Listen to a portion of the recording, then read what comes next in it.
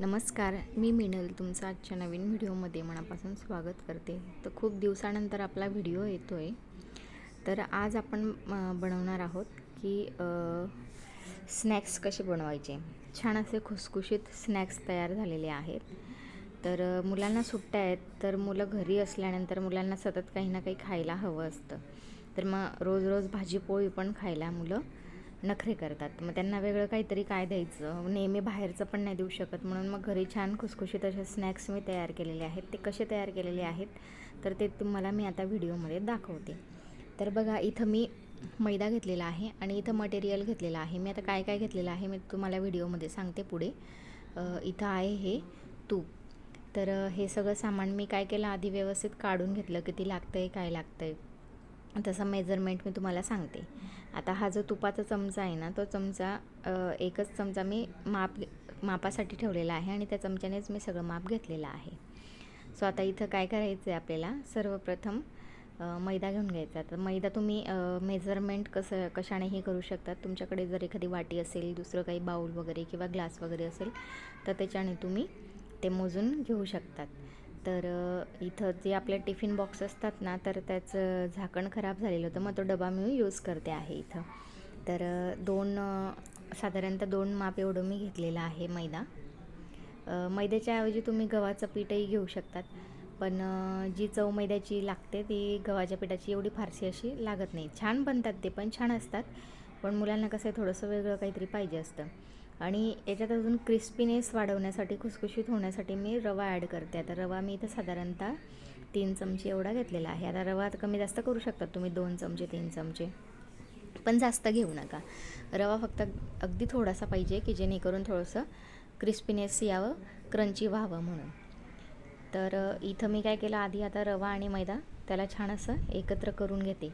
कारण कसं आहे, सगळं व्यवस्थित एकजीव झालं पाहिजे आपलं जे मटेरियल आपण टाकणार आहोत. आता इथं मी सगळं मटेरियल घेतलं आहे. बघा इथं काय काय घेतलं आहे. चिली फ्लेक्स आहेत, कसुरी मेथी, नंतर पिझ्झा सीझनिंग किंवा टॉपिंग आपण जे असतं ते, नंतर तीळ घेतलेली आहे आणि ओवा घेतलेले आहेत. आता इथं तुम्हाला प्रमाण कसं घ्यायचं ते तुम्ही तुमच्या हिशोबाने घेऊ शकतात. मी जो तुपामधला चमचा तुम्हाला दाखवला होता तो एक चमचा भरून मी घेतलेला आहे आणि तीळ थोडीशी जास्त घेतलेली आहे, कारण तीळ आवडते मुलांना. तर बघा, आता इथं मी ओवा आणि कसुरी मेथी हाताने थोडंसं असं चुरून मग टाकलेलं आहे, जेणेकरून त्याचं फ्लेवर उतरेल त्याच्यामध्ये. तर सगळं मी टाकल्यानंतर मीठ पण ॲड केलेलं आहे. मीठ चवीनुसार ॲड करायचं आहे. तर त्याच्यात मी साधारणतः 1 चमचा एवढं मीठ टाकलेलं आहे. आता सगळं मटेरियल टाकून झाल्यानंतर छान अजून आपल्याला त्या बिटरने मिक्स करून घ्यायचं आहे. हाताने मिक्स करू शकतात, पण बिटरने छान असं एकजीव होऊन जातं. आता इथं काय केलं आहे, मी 4 चमचे तूप घेतलेलं आहे. आता तूप आपल्याला कमी जास्त जेव्हा जसं लागेल तसं आपण नंतर घेऊ शकतो. आधी 4 चमचे घेतलेलं आहे आणि चांगलं एकजीव करायचं आहे हाताने. जे तूप टाकलेलं आहे आपण मैद्यामध्ये ते पूर्ण असं एकजीव करायचं आहे. एकजीव केल्यानंतर आपण ते एक मुठीत वाळून बघायचं आहे की सहज वळतं आहे का असं. तर एवढं असं ड्रायनेस होतं, थोडं जास्त वळत नव्हतं, त्याच्यामुळे मी परत 1 चमचा अजून तूप ॲड केलेलं आहे.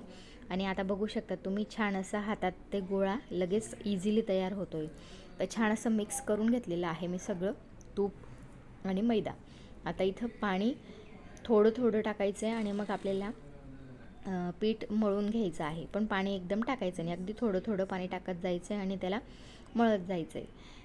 एकदम जर पाणी टाकलं आणि मळलं ना, तर मग ते व्यवस्थित येत नाही, किंवा मग त्याच्यात जे क्रिस्प असतो ना तो व्यवस्थित बसत नाही. म्हणून मग थोडं थोडं पाणी घेत जायचं आहे आणि आपल्याला कणिक करून घ्यायचं आहे. आता इथं बघा, मी पूर्ण कणिक तयार करून घेतलेलं आहे. खूप जास्त घट्ट पण नाही आणि खूप पातळ पण नाही, मीडियम ठेवायचं आहे.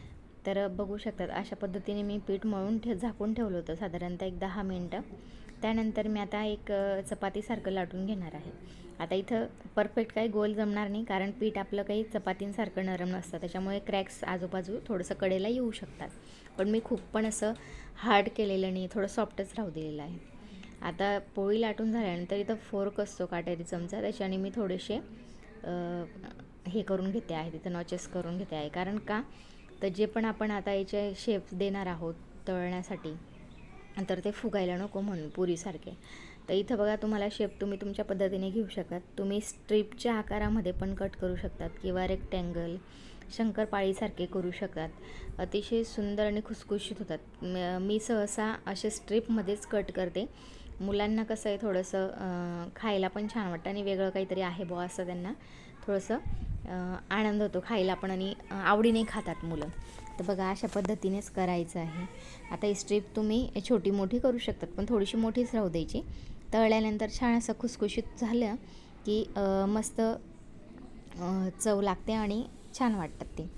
तर आता इथं बघा मी लांब स्ट्रीपमध्ये पण कट करून घेतले. तुम्हाला आता दोघं प्रकारे मी कट करून दाखवते. बाकी तुमच्या इच्छेवर आहे तुम्हाला कसे कट करायचे. तुम्ही वेगळ्या शेपमध्ये पण कट करू शकतात. जसं नाचोस वगैरे असतात ना, तर तुम्ही त्या शेपमध्ये पण हे ट्रायंगल शेपमध्ये पण कट केले तर नाचोस तयार होऊन जातात. तर बघू शकतात अशा पद्धतीने. याला मी जसं जाड पण नाही लाटले, जसं पातळ पण नाही लाटले, मीडियम राहू दिले. शंकरपाळ्यांपेक्षा थोडंसं पातळ लाटले, कारण शंकरपाळे आपले थोडे जाड असतात म्हणून. तर आता बघा सगळं छान असं लाटून मी घेऊन घेतलेलं आहे. आता आपल्याला काय करायचं आहे, तळायचं आहे. तर तेल साधारणतः इथं गरम करायला ठेवलेलं होतं मी, पण तेल खूप जास्त गरम करायचं नाही आहे, मीडियम करायचं आहे. जेणेकरून आता बघा मी इथं पिठाचं छोटंसं गोळी टाकली तर ती लगेच वर आली. याचा अर्थ आपलं तेल बरोबर गरम झालेलं आहे. तर आता इथं बघा एक एक एक एक आपल्याला मीडियम फ्लेम ठेवायचं, कमी फ्लेम ठेवायचं आहे ज्यावेळेला आपण हे स्नॅक्स त्याच्यामध्ये तळायला टाकणार आहोत. मग थोडा वेळ ना आपल्याला त्याच्यावर कमी फ्लेमवरच राहू द्यायचं आहे. बघू शकतात तुम्ही खूप छान होतात मैत्रिणींनो. मुलांना बाहेरचं खाऊ घालण्यापेक्षा जर असं घरातलं बनवून खाऊ घातलं ना, तर मुलंही खुश आणि आपल्यालाही टेन्शन नसतं.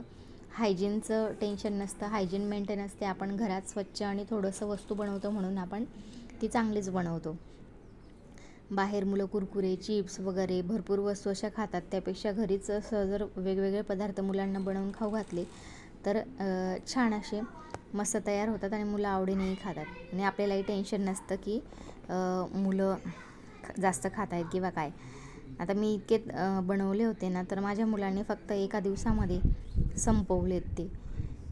खूप छान लागतात खाण्यास, कारण त्याच्यामध्ये आपण चिली फ्लेक्स आणि पिझ्झामध्ये जे टाकतो ना आपण पिझ्झामध्ये ऑरिगानो किंवा सीझनिंग ते पण मी ॲड केलेलं आहे. त्याच्यामुळे टेस्ट अगदी भन्नाट झालेली आहे. खूप छान चवीला लागतात. आता बघा इथं लालसर असे झालेले आहेत, थोडेसे खूप लाल होऊ द्यायचे नाही. हलकासा ब्राऊन कलर आला की त्यांना काढून घ्यायचं. हे बघू शकतात तुम्ही अशा पद्धतीने. मुलांना सुट्ट्या लागल्या की मुलं घरी राहिले की मुलांना दिवसभर काही ना काही थोडंसं खायला पाहिजे असतं. भाजी चपाती थोडीफार, मग कधीतरी वेगळं काहीतरी, कधी आईस्क्रीम, कधी कुरकुरे, कधी चिप्स, तर कधी काय असं असतं मुलांचं. म्हणून मग आपण हे घरून करून जर ठेवलं ना, तर मुलं मग ते आरामात खाताना आपल्यालाही टेन्शन नसतं की बाहेरचं खाता आहेत बुवा सारखं. आता बघा मी जे रेक्टँगल शेपमध्ये केलेले होते ते पण तळून झाले आणि इथं स्ट्रिप मी कट केलेल्या होत्या, त्या स्ट्रिप पण आता इथे तळायला टाकल्यात मी. पहिले काय करायचं, कमी गॅस ठेवायचा, मंद आचेवर तळायचं. त्यानंतर थोडा मीडियम करायचा आणि मग सगळे छान असे तळून घ्यायचे. म्हणजे छान असा क्रिस्प येतो. डायरेक्ट फास्ट गॅस करून तळायचं नाही, तर मग ते काळसर लवकर होतात, तळले जातात आणि मध्ये सॉफ्ट राहतात. असं नको व्हायला, आपल्याला क्रंची करायचं आहे. त्यात ते बघा मी थोडेसे तळून घेतले आधी आणि मुलांना खायचे होते म्हणून त्यांना थोडे तळून मी देते. त्यात आपल्याला अजून चटपटीत करायचे असेल तर थोडासा हिंग टाकायचा, अगदी थोडासा. त्यानंतर चाट मसाला टाकायचा आणि काळं मीठ टाकायचं. असं थोडंसं वरून टाकायचं, कारण ऑलरेडी त्याच्यात चिली फ्लेक्स आहेत म्हणून ते तिखट आहे. पण जर मुलांना अजून वरून जर चटणी लागत असेल किंवा आपण मोठे जरी खाल्ले ना, मोठ्यांनाही आवडतात आणि याचा क्रिस्पीनेस बघू शकता तुम्ही. खाऊ शकता. खूप छान, किती छान असा क्रंचीनेस तयार झालेला आहे आपलं. हे बघू शकतात, इतकं सॉफ्ट आणि इतकं खुसखुशीत असं छान तयार झालेलं आहे. सो तुम्ही पण ट्राय करू शकता तुमच्या मुलांसाठी.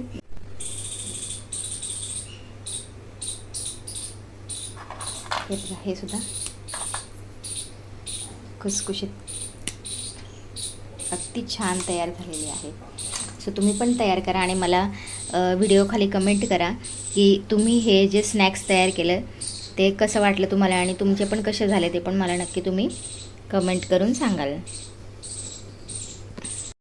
छान सगळे तळून झालेले आहेत. चला तर मग भेटूया नेक्स्ट व्हिडिओमध्ये. तोपर्यंत बाय बाय.